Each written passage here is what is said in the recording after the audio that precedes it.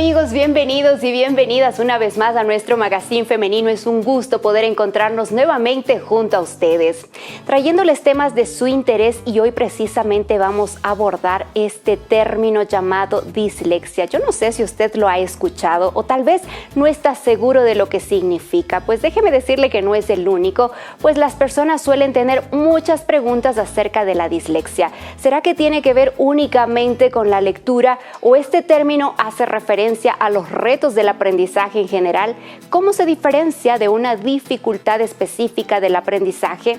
Las respuestas a estas y otras preguntas las responderemos en breves minutos junto a nuestra especialista en temas de educación, y ustedes son nuestros invitados especiales.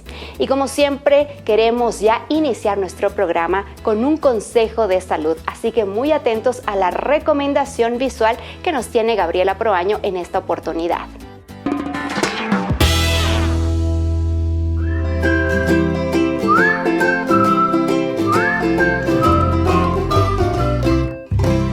Amigos, ¿qué tal? Bienvenidos a este segmento de salud. Hoy hablaremos del tema de la luz del sol para tratamiento del control de miopía. Durante la pandemia, tanto niños, adolescentes, jóvenes y adultos nos vimos obligados a trabajar horas excesivas frente a dispositivos electrónicos sin oportunidad de descanso o pausas activas. Esto ha desencadenado problemas, en especial la miopía. Hace varios años, incluso antes de la pandemia, investigadores notaron que la miopía estaba transformándose en un defecto visual epidémico, especialmente en los países de Asia, puesto que desde tempranas edades los niños trabajaban exageradamente en sus dispositivos electrónicos. La luz artificial y el trabajo excesivo en cerca genera modificaciones en el tamaño del globo ocular, haciéndolo más grande y por tanto desencadenando miopía. Sin embargo, la buena noticia es que si los hábitos se modifican, el crecimiento y desarrollo de este defecto visual puede detenerse. El hábito primordial y efectivo es la exposición a la luz natural del sol, ya que la intensidad luminosa del sol permite menos esfuerzo visual y su vitamina D optimiza las funciones de las estructuras oculares. Si usted tiene niños en casa, permita que ellos hagan algunas tareas en la luz natural del sol. 2 horas diarias serán suficientes y efectivas para evitar un desarrollo mayor de este defecto visual. Recuerde, los beneficios de la exposición y trabajo en el sol a horas no nocivas no solo mejoran la condición visual en pacientes miopes, sino que favorecen a todo nuestro organismo. Soy Gabriela Proaño, optometrista, y este es mi consejo de salud visual.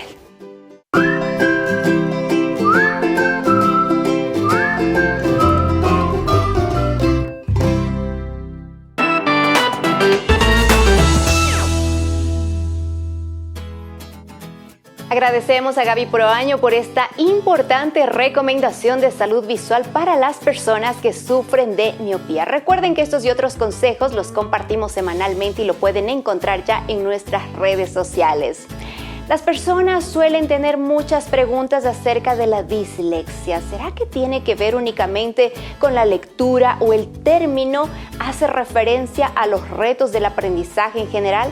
Para hablar sobre este tema estamos ya junto a nuestra invitada especial, la doctora Shadira Procel, catedrática universitaria, posee un doctorado en psicología, además es ponente en varios foros internacionales, a quien le damos ya una cordial bienvenida. Shadi, qué gusto tenerte con nosotros. Muchas gracias, para mí es un placer. Shadi, hablando entonces sobre la dislexia, vamos a definir para que nuestros amigos, las mamitas también que nos están viendo ahí en casa, puedan saber qué es esto de la dislexia. Claro que sí, la dislexia se sitúa en los trastornos de aprendizaje y está asociada a una inteligencia de tipo normal, es decir, en la norma. ¿Qué es lo que nos conduce al término dislexia? Justamente es un trastorno referente al proceso de lectura, ¿sí? Que impacta también en lo que es la escritura y la ortografía, pero definido de manera literal es un trastorno hacia la lectura. ¿Qué es lo que pasa? Generalmente se le confunde con un retraso en el proceso lector, pero la dislexia es mucho más englobante, ¿no? tiene dificultad en el proceso de decodificación y dentro de esto se presentan algunas características como la estrefosimbolia, que es la inversión justamente de palabras o de estímulos visuales cuando tienen que ser captados por la retina. Y esto hace que se vuelva más dificultoso el proceso de lectoescritura. Excelente, ahí estamos entonces viendo qué es la dislexia. Vemos que esto causa problemas con la lectura, pero también puede afectar las matemáticas, la ortografía, la escritura. Y la dislexia no solamente es un problema con la visión, ni tampoco está relacionada con la inteligencia, como tú decías, Shadi.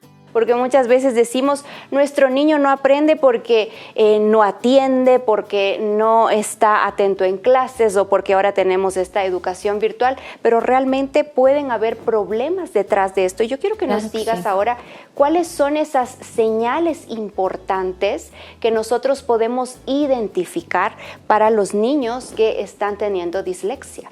Claro que sí, bueno, hay varios enfoques, sin embargo me voy a remitir al que tiene que ver con las funciones básicas. Las funciones básicas son todas esas actividades que tengo o que el niño desarrolla a plenitud. Esquema corporal, lateralidad, dominancia lateral, conciencia fonológica, entre otras, ¿no? Cuando estas funciones básicas no han alcanzado su máximo, entonces se evidencian dificultades en varios procesos del aprendizaje, lectura, escritura y cálculo, ¿no? Por eso tenemos dislexia, disortografía, tenemos también discalculia, que va referente a cada área. Sin embargo, esta dislexia, como les decía, al ser un trastorno específico del aprendizaje, tiene que ver directamente más impactado en la lectura. Claro que el proceso de enseñanza-aprendizaje es un conglomerado, ¿no? No podemos aislarlo, lo hacemos de manera didáctica para que sea más comprensible. Pero si algo está fallando en mi proceso de decodificación, que es lo que corresponde a la lectura, claro que también va a fallar mi proceso de codificación, que en este caso es la escritura. ¿Cuáles son esos signos que aparecen? Bueno, depende de la edad también. Es diagnosticada cuando se instaura el proceso de lectoescritura. Por eso, pues entre los 6 y 7 años ya se evidencian ciertos signos, ¿no? Antes no lo podemos hacer en el sentido de la lectoescritura, pero sí hay un retraso en el lenguaje, en la adquisición, por ejemplo, del lenguaje. Hay una falla en la conciencia fonológica. Es decir, no hay una relación entre grafema y fonema y pues, se producen los irremas. ¿Qué son los irremas? Esa confusión en las letras y que tampoco pueden ser leídas, ¿no? Entonces, en este caso, si está ya en etapa escolar, retraso también, dificultad en leer y en analizar, en comprender, en responder preguntas. Hay dificultad también en la lectura. En cuanto a seguir el hilo, tome en cuenta que la lectura va de izquierda a derecha, también no logra procesarlo y hay retraso en varias áreas también de su proceso, ¿no? En cuanto a la enseñanza. Hay lecturas que son bradiléxicas, muy lentas, lecturas que de pronto reproducen las palabras, pero sin un análisis, sin una inferencia hecha. Entonces la dislexia, como ves, afecta a varias áreas, ¿no? Y son generalmente estos niños que se van quedando en su proceso de lectura y que no corresponden ni al nivel del grado que cursan ni tampoco a su edad cronológica que están teniendo en ese momento. Y eso desespera a las profesoras, pero más desespera también a los padres de familia.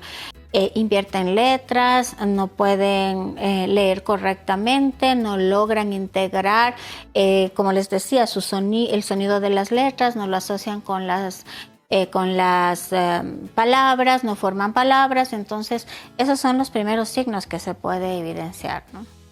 Muy interesante para quien está ahí en casa del otro lado, si tiene un hijo, poder identificar a tiempo estas señales. Hoy hablando sobre dislexia. Ahora, ¿cómo sería este diagnóstico? ¿Quién lo diagnostica? Porque creo que la maestra es la que pasa la mayor parte del tiempo con los niños en la escuela y posiblemente ella será la que dé las primeras señales de alerta, ¿no? Claro que sí.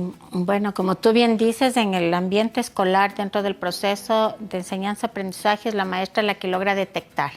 ¿Y cómo lo hace? A través de la ejecución que tenga el niño en diferentes tareas. Ella es la que va a decir cuánto se va quedando en su proceso, cómo lee, qué dificultad presenta, pero el diagnóstico realmente lo tiene que realizar un psicopedagogo o aquel profesional facultado para poder aplicar una batería de pruebas que nos indiquen cuál es el nivel de la dislexia que está presente, porque la dislexia tiene varios tipos, ¿no? Y de acuerdo a la clasificación, pues se da una leve, una que va en progreso y una que está perpetuándose, ¿no? Si en este caso la dislexia no es detectada a tiempo, esta puede acompañar durante el transcurso de su etapa escolar hasta la universidad. De hecho, tenemos estudiantes disléxicos en la universidad, ¿no? Que les cuesta mucho el hablar, el decir, el leer, el expresar o el inferir o dar un análisis frente a un texto, ¿no? ¡Qué tremendo! Ahí está, mis queridos amigos. Tomemos muy en cuenta que esto también, si no es diagnosticado en la infancia, si no es tratado, esto puede incurrir en varios problemas, incluso en la vida adulta. Al regresar, la dislexia, ¿será que tiene que ver únicamente con la lectura? ¿O este término hace referencia también a los retos del aprendizaje en general? ¿Y cómo poder ayudar a nuestros niños que presentan esta dificultad a poder superarlo? Estamos junto a nuestra invitada el día de hoy, nuestra querida amiga Shadira Procel, experta en estos temas de educación, abordando este tema importante. Hacemos una brevísima pausa y en breves minutos nosotros regresamos.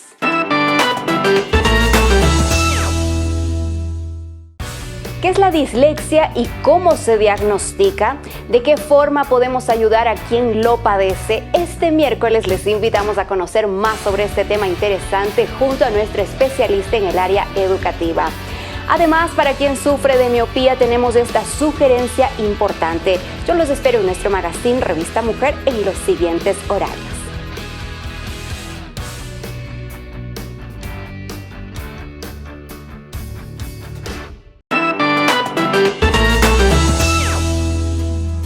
Estamos ya de regreso en nuestro magazine femenino Revista Mujer. Muchísimas gracias a ustedes que nos sintonizan a través de televisión abierta, por cable y también a través del internet.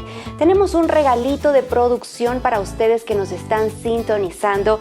Este curso bíblico Sentimientos, que aborda una temática especial para mejorar nuestra salud emocional, y también para los más peques de casa, milagros increíbles, coloridas páginas, actividades muy divertidas para que ellos también puedan aprender más de la Biblia a través de este material, que ustedes lo pueden adquirir escribiéndonos al WhatsApp que está apareciendo ahora en su pantalla.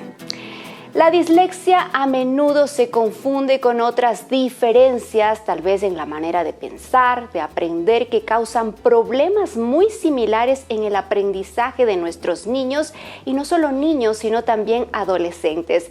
Y hoy estamos despejando ya algunas dudas sobre este tema tan importante junto a nuestra especialista en el área de educación, la doctora Shadira Procel. Y en este bloque, Shadi, yo quiero preguntarte, ¿la dislexia será que tiene que ver únicamente, tú nos habías mencionado, a la lectura? Esto hace una diferencia también en los retos del aprendizaje, porque los niños no van de acuerdo al proceso normal de sus otros compañeritos. ¿Será que ellos necesitan de algún apoyo adicional, alguna educación especial? Bueno, la educación como tal, como especial, no está referida para este tipo de casos, porque su inteligencia pues está dentro de la norma y está clasificada como un trastorno específico. Pero sí, claro que presentan como signos justamente este retraso a nivel escolar, ¿no? Sus competencias académicas como tal no responden a los valores indicados para cada una de las materias, ¿no? Las expectativas brindadas y dadas no alcanzan los supuestos mínimos que deben alcanzar frente a este año escolar. Es por eso que su proceso va en retardo, ¿no? Va quedándose en el desempeño con respecto a otros compañeritos. Y claro, si es que presenta dislexia, también su ortografía se ve impactada, igual como decíamos, ¿no? Su escritura. Sin embargo, la dislexia tiene que ver con este proceso y esta parte de la lectura como tal. Excelente. Ahora, para ustedes, posiblemente que identificaron que posiblemente su niño, sobrino o alguna persona en su familia sufre de dislexia, ¿qué podemos hacer para ayudarlos? ¿Cuáles serían tus recomendaciones? Bueno, siempre he creído que el primer paso para poder atender cualquier tipo de dificultad, tanto en el aprendizaje emocional, es el comprender.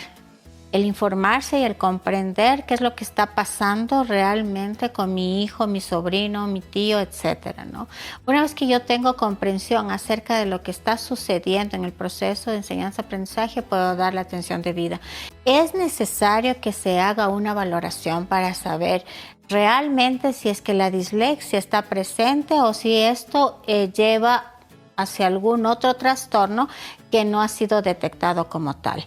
Una vez que ya estemos muy certeros en la evaluación y que se diga que es dislexia, pues se tiene que hacer un plan de intervención que irá desde el nivel elemental hasta básico, hasta una intervención que ya es mucho más fuerte y compleja con el fin de que se superen estos trastornos presentes en la dislexia.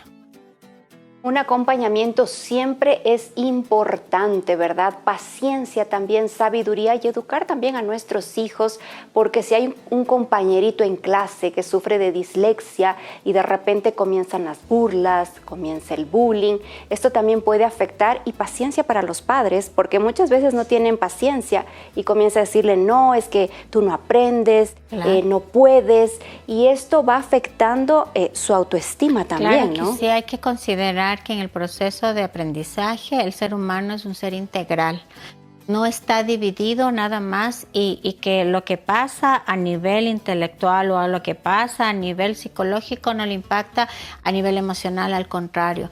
Lo que tú decías es sumamente necesario volver a expresarlo, ¿no? Todo está relacionado. Si es que él siente, sabe, comprende que está quedándose en el proceso lectoescritor con respecto o referencia a sus compañeros, eso ya va a causar un impacto emocional, ¿no?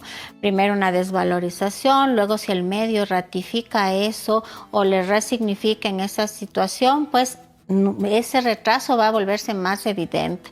Si en casa también hay presión por parte de los padres, pero mira, está clarísima la letra, ¿qué te pasa o qué es lo que te está sucediendo? Y tienes que aprovechar el tiempo, y usamos palabras o nos dirigimos hacia ellos con un lenguaje no apropiado, entonces, ¿qué va a pasar? Esto va a ser cada vez más grave. Por eso es necesario, además del acompañamiento psicopedagógico, un acompañamiento también emocional, psicológico, una psicoeducación dirigida hacia los padres y los maestros con el tema, ¿no? Psicoeducar significa el poder informar de manera asertiva acerca del tema y cuáles son los recursos que se puede utilizar. Otro de los aspectos que puede funcionar y ha funcionado muy bien es el cambio de metodología por parte de la docente, ¿no? En este caso, esos recursos pedagógicos que se tenga a mano, tú decías ya, una ayuda extra que se pueda dar, que sea con el fin de orientar y permitir que esa dislexia vaya siendo superada. Sin embargo, estos recursos, estas ayudas adicionales no tienen que ser solamente direccionadas, o peor aún, hacer segregación y decir, bueno, solo para ti está destinado esta ayuda, para el resto no. Generalmente cuando no pueden leer, lo que más le atormenta al estudiante o lo que tiene mayor temor es que le hagan leer en público. Si sabe cuál es la dificultad, no es apropiado que se le pida, se le exija o que pueda leer en público.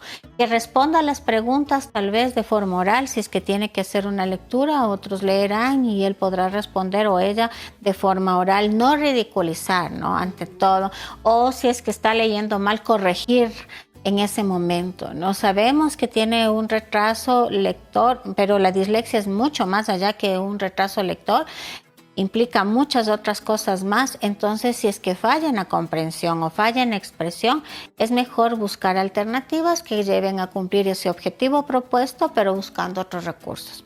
Entonces, eso es importante tomar en cuenta. La metodología del docente, interactuando con las competencias académicas y todas esas también destrezas que puede desarrollar el estudiante, más de los factores del medio ambiente ayudan pues para que esto pueda ser superado.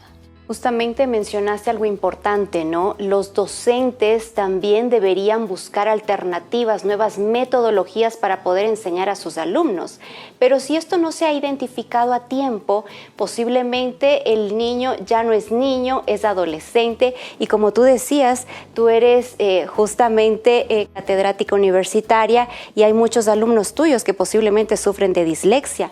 ¿Qué pueden hacer los maestros, los profesores en este proceso para poder ayudar a estos jóvenes que ya han venido arrastrando este problema desde hace mucho tiempo? Claro, la educación implica un compromiso y una responsabilidad no solamente del docente, sino también de la otra contraparte, ¿no? La comunidad educativa, el claustro educativo está conformado por docentes, padres de familia y todos aquellos aliados estratégicos que están inmersos en este proceso.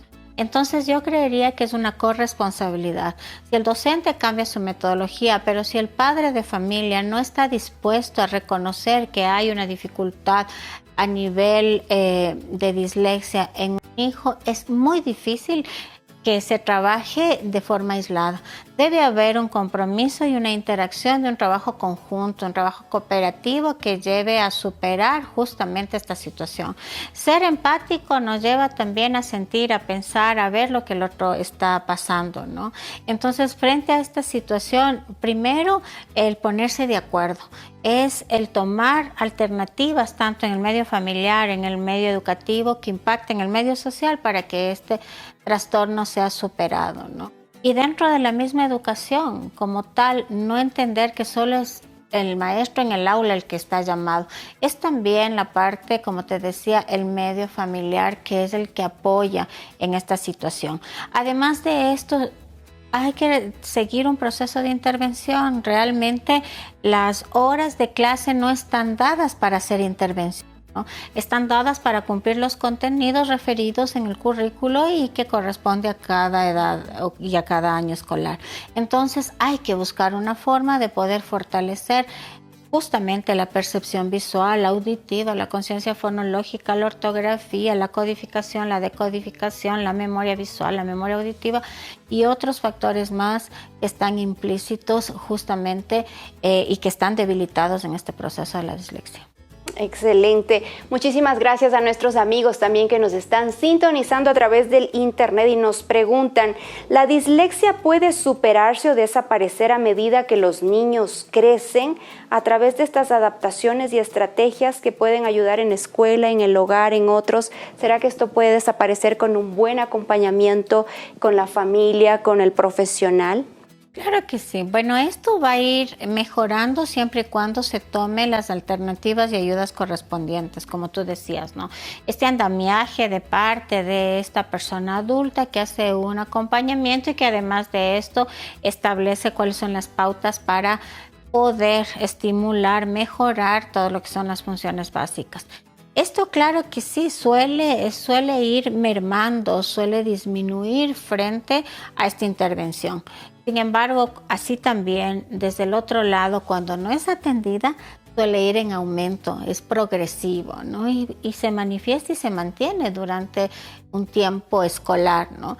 Entonces, el llamado es, más que a ver si aparece o desaparece, a dar la ayuda respectiva cuando requiere la persona y el alumno en un determinado momento, ¿no?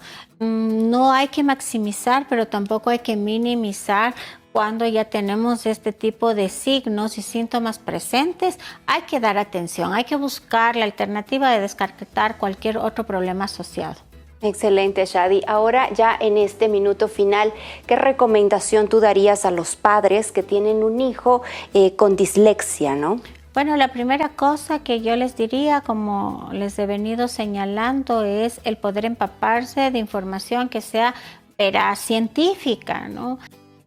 Segundo, llevar a una evaluación para descartar o ratificar la presencia de no tenerle miedo a esto. El temor hace que cometamos errores y en este caso los padres, pues no presionar a los hijos en el sentido de que mira, tienes que hacer esto, lee bien, no ridiculizarles.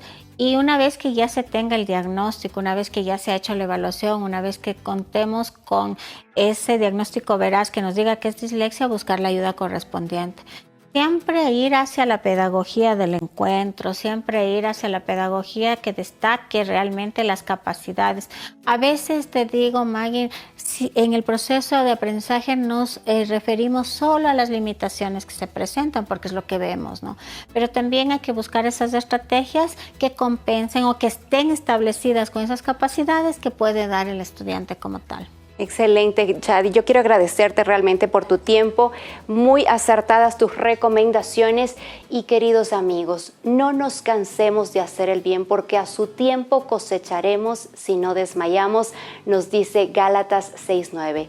Paciencia, amor y mucha sabiduría divina es lo que se requiere de nosotros como padres, una difícil pero muy noble tarea. Así que esta es la recomendación que nosotros les queremos dejar. Esperamos que el programa compartido y las recomendaciones por nuestra profesional hayan servido de ayuda para cada uno de ustedes. Si Dios lo permite, nos encontramos en un próximo programa.